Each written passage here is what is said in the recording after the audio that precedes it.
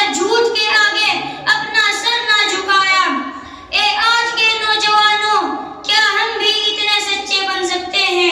جی ہاں، کیوں نہیں، یہی ایمان کا تقاضا ہے، کیونکہ ہمارے نبی محمد صلی اللہ علیہ وسلم نے ارشاد فرمایا، منافقوں کی 3 نشانیاں ہیں اور ان میں سے ایک نشانی یہ ہے کہ جب بات کرے تو جھوٹ بولے۔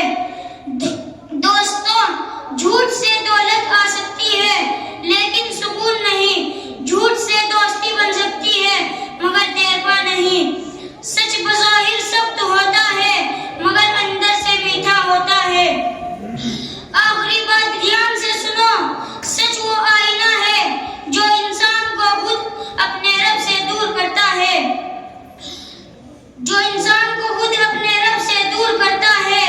چلیے آج ہم سب عہد کریں کہ ہم سچ بولیں گے چاہے کتنا بھی نقصان ہو، کیونکہ سچائی ایمان کی پہچان ہے اور سچ بولنے والا کبھی اللہ سے دور نہیں ہوتا۔